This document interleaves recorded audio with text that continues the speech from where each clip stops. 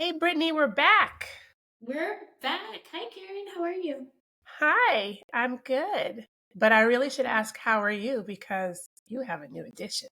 I do have a new addition. I don't know if you saw the fluff. Are you This is she's so Mina. cute? Hi, She's like pushing. She's like, I want to lay back again. So Mina. For those of you listening, Brittany has a new dog. I sure do. Yes. What kind of dog? She's a Pomeranian. Mhm. She's an AKC champion. So we are What? retiring. We said, well, we have a podcast with two highly awarded brown ladies on here. Why not add a third, right? Mina is a very pretty shade of brown with some brown highlights here and there, and that Indeed. cute bow on her head. And Yes. you're literally holding her like a baby. Like, that Yeah, is so she refuses to be held any other way. I don't I didn't start it, but she just leans a certain way and I'm just trying to make her comfortable. well. Welcome, Mina, to the show, to the E word, and we Yes. welcome your thoughts. She'll tell me. I'll translate for her. We got to get the dogs together. We have Mina and Marley. That'll be so cute. Oh my gosh, that will be super cute. Be a good In the time. meantime, what's going on in the world, Brittany? We are incredibly close to the election in the United States if you are listening elsewhere. I think I hate to sound so provincial, especially being an American, but I do think the world is watching with bated breath because, Mexico recently welcomed its first woman president, which was incredibly exciting. And I'm hoping that the United States will follow suit. But it is It remains to a be seen. remarkably close race. And this is, one for the books. I think the first time a convicted felon is running for president. Um, 34 times convicted felon. correct. Mhm. Correct. This is the first time a mixed race Black woman is running. Of course, Shirley Chisholm ran for the president of the United States before. But yeah, so it's a lot of firsts happening. And so, I've dabbled in politics in my life. And so I said, I'm just going to go back to doing phone banking and canvassing. And for those of you who are unfamiliar with phone banking, people who are registered voters will receive phone calls and, talk to them about what's important to them, what the pressing issues are for them, and you encourage them to vote. And if they have questions about ballots, voter registration, where to go, you're provided with tools. It's actually really cool. So, uh, back in my day, you had to go to a centralized location, but now there's technology that you can use so you can do it remotely, right? Because elections were still happening during the pandemic and we still wanted to engage people. So you can do it from the comfort of your home and, chat with folks. So I've done some screening calls. So I've I'm done some dying to phone banking. hear what the content of some of those calls are. I will say, when I first started my business, and it was the first time that I really had to engage with sales. Mhm. And I listened to it. I want to say maybe it was a TED talk, but there was a guy who's describing how he got over his fear of rejection, and he would make an incredible ask of someone every day. So he would go into a store and maybe say, "Hey, can I have my groceries for free?" Someone would say no. Say, "Hey, can I have this stamp for free?" Most of the time people would say no. And he would make these incredible asks so that he could prepare to be an incredible salesperson and learn how to deal with the no's. So for anybody who's listening who wants to get into sales, I recommend you do that and or do some phone banking. Okay. The level of vitriol that people feel comfortable having on the phone with a complete stranger is shocking to me. Well, I know we're not getting into the content yet, but to their defense, you're calling them out the blue, I'm right? calling them. I introduce myself. I make clear, why I'm calling, and there are some people who are just happy to have a conversation, Right. and that's awesome. And sometimes, they've turned it around and said, are you going to vote? Why are you going to vote? What's important to you? And I share a little bit about my story. But it's a time for us to connect Yeah. as humans, but also as Americans, right? This is an effort to be patriotic, I'd say. But yeah, I get it. Sometimes it can be annoying if you think it's a telemarketer, but yeah. So tell me about one of the phone calls that was Um, interesting. there was one woman who, just said, it's none of your GD business who I'm voting for. Okay. I said, okay, that's completely fair. I just want to make sure you have all the information about your respective voting polls and, where to go on election day.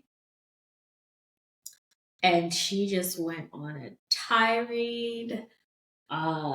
She was very clear. She looks at a lot of conspiracy posts on Facebook.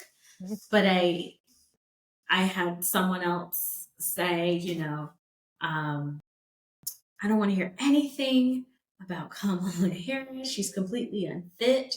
Actually got, someone saying that she was a DEI hire, which I thought was interesting. Interesting. And I said, "Oh, wow. What what does that mean to you? Right? What is a DEI hire? I Mm-hmm. haven't heard of that." Which is true. I have not heard anyone in person speak about a presidential candidate being a DEI hire, Mm. and being in one of the the highest levels of elected office as a DEI hire. So I just, what does that look like? She's absolutely not qualified. Oh, what are the qualifications? I It's love that. I love that.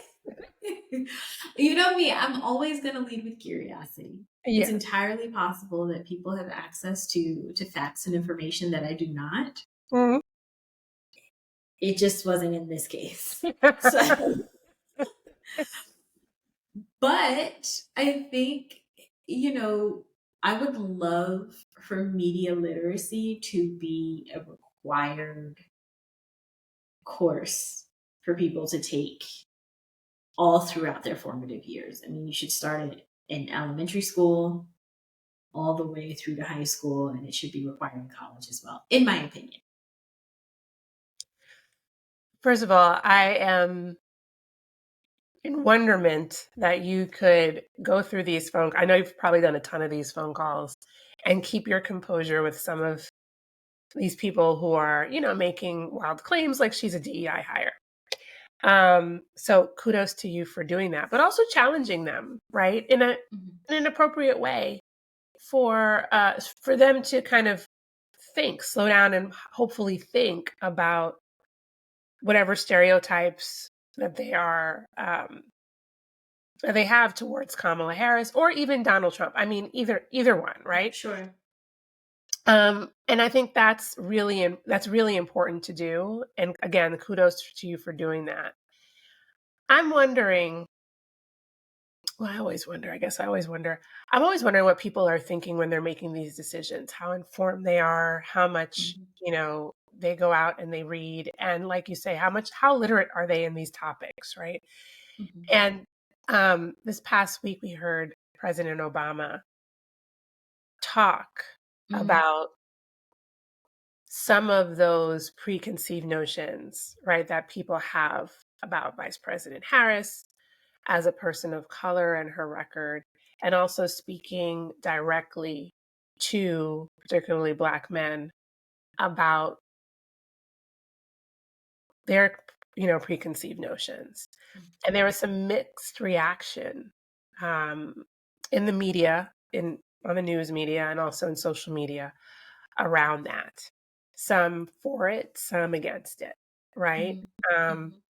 and I thought that was, first of all, I thought he was very, very brave in some sense, but it's President Obama. So he, in my view, has earned the right to speak directly to certain audiences, right? He is a Black Sure. man speaking to a Black man about, historical indifferences and things like that. Mhm. And for me, as a Black woman, I was happy that he said what he said because it Mhm. needed to be said. Mhm. People who raised up against it were of varying backgrounds, right? But I was paying more close attention to the Black men and women, right? What were Particularly. your takeaways from what he was saying for those who maybe haven't seen it? um, he basically was saying that, hey, Black men, right? You need to put your trust into Vice President Harris, right? As a Black woman, as a qualified Black woman, and remove these notions that Black women in general, right, aren't qualified. That's based on some historical, nonsense. Mhm. Um, Go research and read about her record, because if you're standing on this concept that she does not support Black men and all she did was lock up Black men, go learn about like what she really has done. Don't feed into the opposite narrative. And also, you need to vote for someone who is for you, not against you, and has Mhm. proven that. The other side, in his view, has demonstrated that they do not support Black men, Black people in general, but particularly Black men. And so if you stay home, you are voting for the other side. If you vote for the other side, obviously you're voting for the other side. And you need to put your support in your people. That was my takeaway from it. Mhm. Mhm. What about you? Did you get a different take? You always have a different perspective. Yeah. So I he seemed more frustrated than I think I've ever seen him when it comes to public speaking. Of course, I think he's one of, if not the best orator we've had in our time. And I felt chastened when I was watching, right? Like I felt like, oh, I'm glad that I'm not in trouble. But I he seemed to tease out what the underlying issue could be, which is misogyny, Mhm. right? And Yeah. it's that, like you said, the question of asking people why they are not in favor of her and to truly, truly challenge that. And so we see so many calls for civility right now. I think that's the new buzzword Mhm. for the end of 2024 into 2025. But I wish that it would be curiosity instead.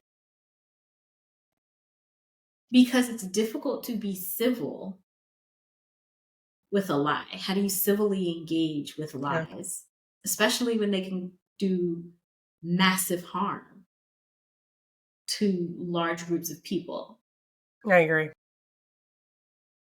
But I wonder if you're able to be curious and, to your point, ask, hey, where'd you get your information from? What's happening there? Did you know that this is the truth? Then it allows for you to kind of peel back these layers so that we can look nakedly at what's happening. I agree. And I think we also have to all recognize, because you just alluded to this, the incredible feat that Kamala has in front of her. Because what you just said is she has to respond to the lies, Mhm. egregious lies that are Mhm. not only against her, but also to certain groups of people, and talk about policy and demonstrate who she is and her personality, because, that's the ground she has to make up so people can get to know her. And just like I said to you, I give you kudos for having those conversations in the face of falsehoods, right? And trying to remain curious. She has to do that also, right? With all of this vitriol that's happening around her, which, could really just take up most of her time, Mm-hmm. right? And do this amazing balancing act that the other side doesn't have to do. They're Right. focused on one thing. Right. It's interesting. I was talking to a friend uh, the other day, and she lives in North Carolina. And she said, the ads that are coming out by Kamala Harris have gotten very aggressive over the past couple of weeks, Mm. straight out like attack ads, right? And she was bothered by that. Mm. I was like, Interesting. that is so interesting. I mean, I'm not seeing them as much here in New York, or Right. there's a balance, and I'm actually more comfortable probably with that, right? Right. Than say someone from the South who really leans more into civility, right? In Right. terms of the culture in general, right? Mm-hmm. And so, like I said, she was really bothered that this shift had happened. And I was like, wow, is that a cultural thing? One. Two, is it really happening that this shift has to happen? And three, well, it probably has to happen Yeah. because of, again, all the vitriol that has been spewed.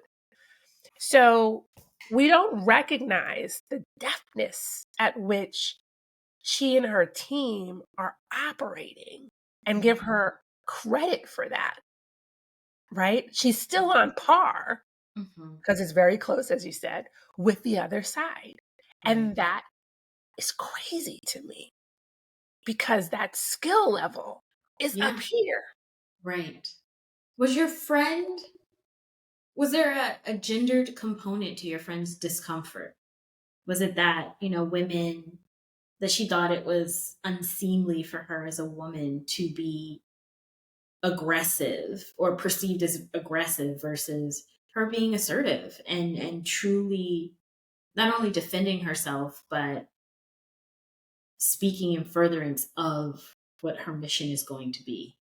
It's a great question, and I did not ask her that, if I'm being Mm. honest.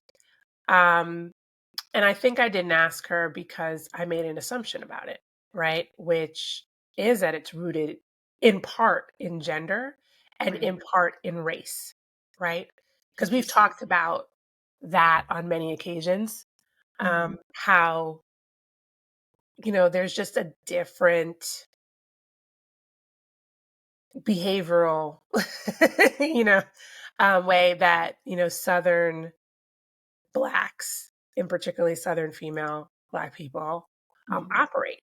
because of the historical context. And I've also separately, in talking to other people, I get labeled in some ways as, I don't like to use the term aggressive 'cause they don't mean it in that way, but I Right. can't think of a better term right now, but more aggressive Hmm. by people from the South because I'm from the North, Right. right? And that I might not be as well favored in the way that I operate. Yeah. Yeah. There's a directness that happens.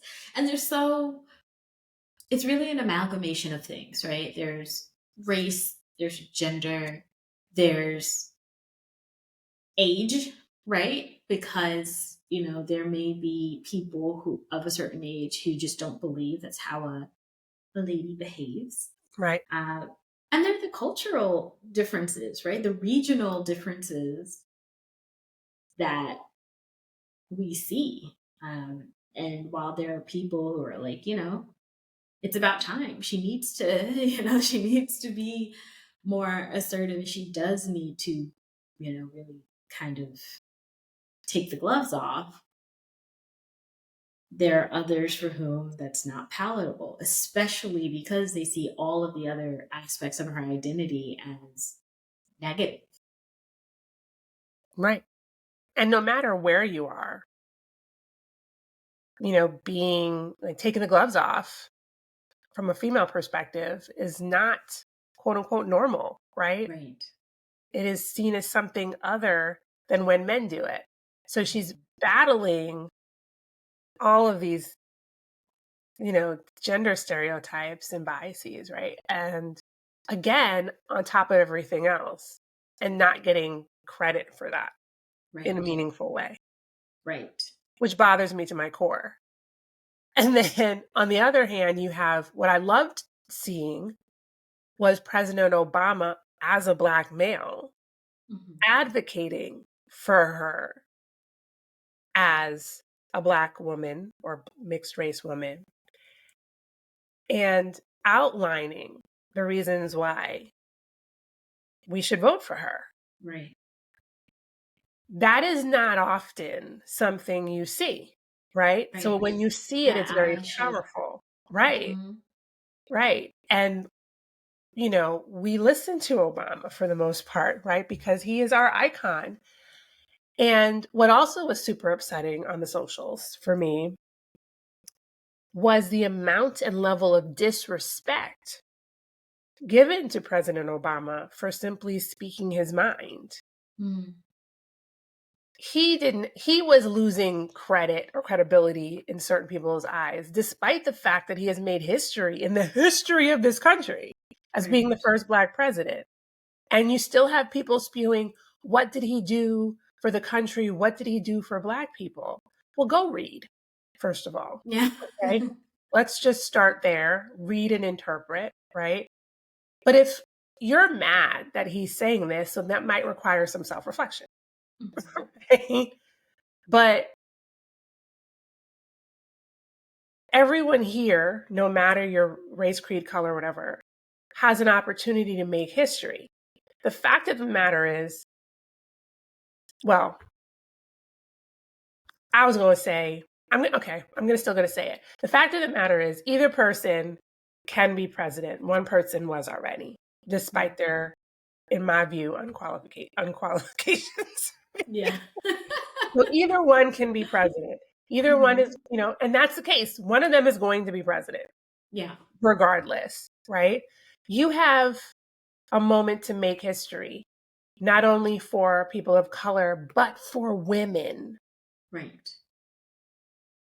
And so, what is your choice going to be? We've You all can, known a woman.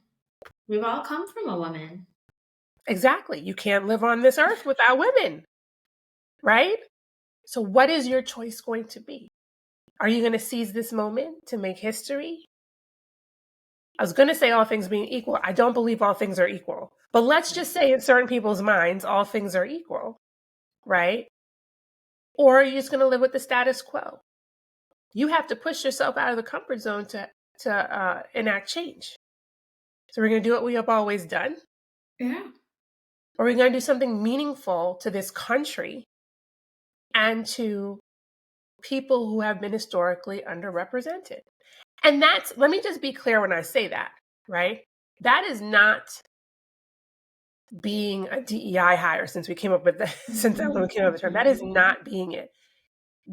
Kamala Harris is well qualified, perhaps overqualified for doing this job. And she has shown, even in these last few months, but she's vice president. And she has a long historical career, right? But even in these last few months, how she can pull people together, galvanize people, share her message, and lead and do that while doing her vice presidency job. Oh my gosh, we didn't even mention that. She's still Right. vice president. Right. And this is also a moment for us all to reflect and remember that being vice president does not mean that you get to usurp the power of the president. For those people who are saying, and what has she done? Why didn't she do all of these policies? She's been vice president for the past few years. It's just, that is not how it works. Again, Mhm. Schoolhouse Rock. Just basic civics lesson. But I have two questions for you. So, first, you brought up something that I think is really important, which is there's a cost that comes with allyship. And I think most people, so, President Obama's credibility taking a hit because he's, sticking his neck out for a candidate he believes in. And despite what we profess, I think there's been a shift away from patriotism and this kind of collective interest into hyper individualism, where Mm. someone would say, well, if it's not going to benefit him, and then he shouldn't do anything. And I think a lot of us have this idea of, oh, if I'm an ally, you know, it may not go in my favor. But I would posit there's a cost either way. Mm-hmm. And failing or opting out of being an ally in this instance doesn't guarantee your protection in the next. That's correct. And I say that because I was having a conversation with a friend who is a Black male, and he said, this election, he himself, he does not identify as very political. And my argument is your very existence and ability to navigate this world is in and of itself political. You have children. Yep. You have unambiguously Black children. Mm-hmm. There are politics to your identity. There are politics to, nevertheless. He mentioned, and for those who are listening who may not be Black American or who may say, oh, okay, maybe this conversation doesn't affect me. Black people are not a monolith. They never have been. But he is experiencing fractures within his own family, right? Because he has family members who are MAGA. And as bizarre as that is for me, it's largely due to rampant misinformation. Yeah. And for someone like him who's like, I'm not really political, you allow for that misinformation to spread and take root and take hold to the point where now you have these fissures and cracks in your family to the point where you have to ask yourself, okay, well, now you have children. What do you want the world to look like for your children? And is your family member not similarly invested in that future for your children? That's their family. Right. That's an excellent point. I mean, when I had this thought briefly, it was so brief, but it was a thought, I have to admit to it, that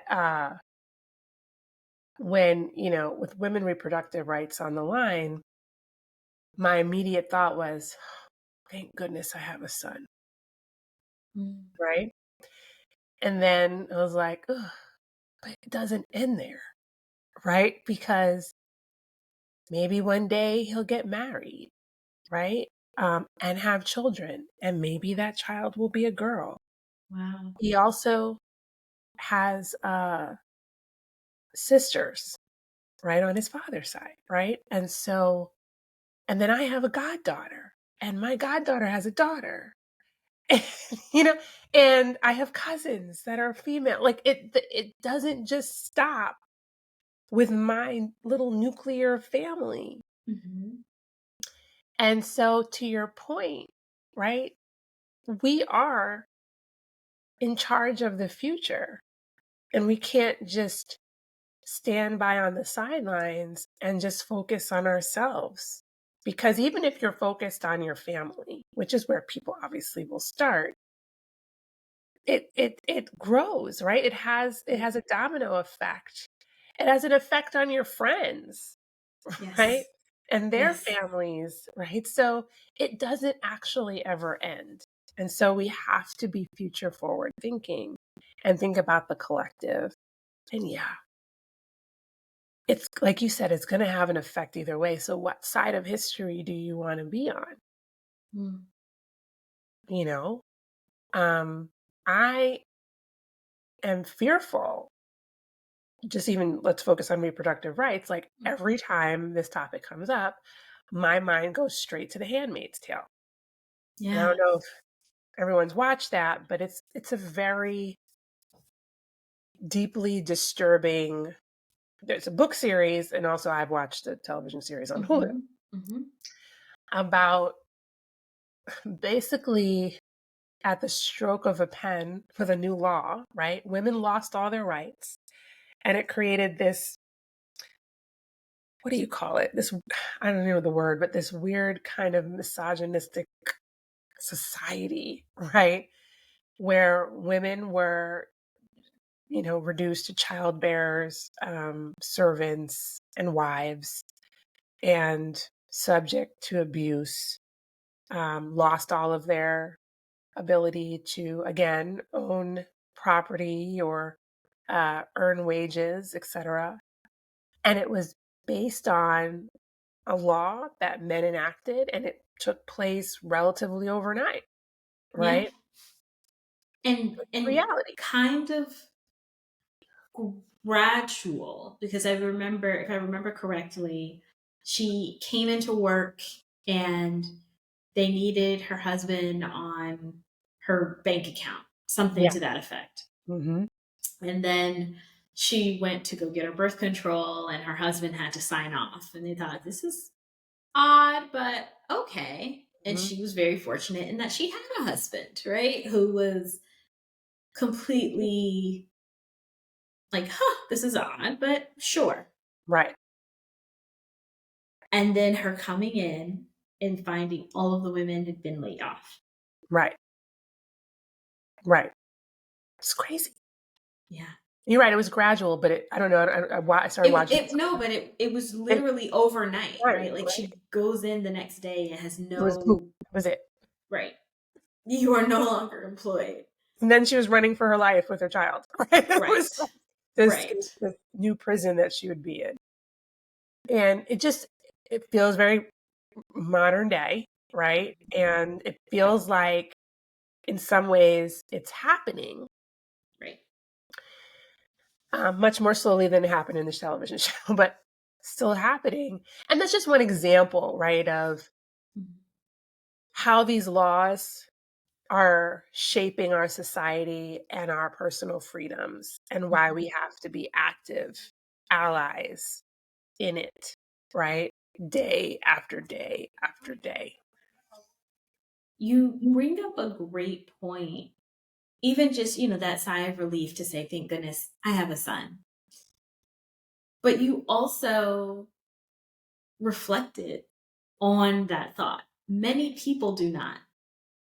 They just say, thank goodness, it's not a problem, the end. They're not thinking about their son's potential partner in life, their wife or, whatever. They're not thinking past that point. They're thinking, I will run for shelter, run for a protector, and that'll be enough. And that is, again, the cost of allyship, because for the people who are supposed to be the protectors to assume the responsibility, there's a cost there there as well. I just saw an interview with vice presidential candidate JD Vance, and he was discussing how his wife attends mass with him, even though she is Hindu and he is Catholic. And he said, she has 3 kids. And he's speaking conversationally, but it struck me because I said, no, you both Right. me, right? Yeah. Right. You have 3 kids alongside, but he's just listing how uncomfortable it is for her and how challenging it is for her. And he's like, it's every Sunday, and she goes to mass, and I mean, she's got 3 kids. And it was just like a very depersonalized response that I Yeah. thought was odd. But Yeah. um we're starting to ask different questions, which allows us to peek into the marketing of this idyllic nuclear home that's a fairly recent fantasy. Yeah. Right? This Yeah. June Cleaver, Leave It to Beaver. I Like, this was a know. marketing push. Right? Well, look, I don't know anything about that because they didn't show us as nuclear families. They still don't show us as nuclear families. Fair. Fair. That We had the idyllic Cosbys, life. and that was tough. Yeah, You had My Wife exactly. and Kids. Yeah, in more recent Yeah. times, yeah, but they still like there's this controversy right now with Heinz, right? That showed this at Heinz UK that basically showed an ad with a black bride and other white people at the table and her black mother, but no black father, right? And so there's Mm. uproar about that and how that they, again, leaning into the stereotype of an absentee father. Mm.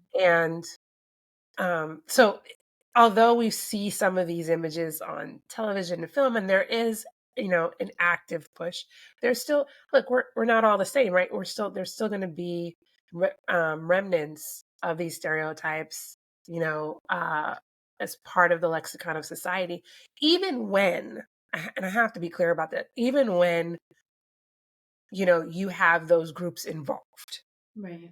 right? It doesn't mean that, hey, put some black people on something and those stereotypes are going to go away. Um, because they're so ingrained in our society that Mhm. even we as the affected group might think them, but have to follow your rule of curiosity, right? And ask ourselves, why do we think that? Mm. And what can that lead to, Yeah. positive or negative? So there's a lot of self-reflection that has to be done each and every time, which is Yeah. work. It's work. It's a lot of work. Yeah. But it can become more natural if you lean into having a growth mindset, right? Which is all about Mhm. curiosity. So you're Right. always questioning things, you're always questioning yourself, right? And you're always wanting to learn how to be better. So at first it will be uncomfortable because it's not your natural position. But as you continue to do it, you build that discipline and it becomes natural over time. Yes. And if you need a selfish reason, neuroplasticity, right? Your ability to continue to develop new neural pathways and continue to learn helps you as you age. So for those listening for whom, allyship and patriotism and, the collective common good is not enough, you can stave off, these deleterious effects of aging mentally by continuing to learn, continuing to question. I love that. I love that. I'm hoping that Mina learned some stuff from this too, right? She learned a lot. I thought she was sleeping, but she's wide awake. She Okay. was just Mina, we put you to sleep? Okay. right. I was trying to kind of rock, but she's like been staring at me like I think the neuroplasticity was her addition to the show. I tried to take credit for it, but I should be quite clear. Awesome. Well, I always learn something from you, Brittany. So you're going to keep Likewise. me ageless. Okay. Absolutely. I mean, you have plenty of melanin to go around, so that's also going to help a whole lot. Love it. All right. Until next time. See?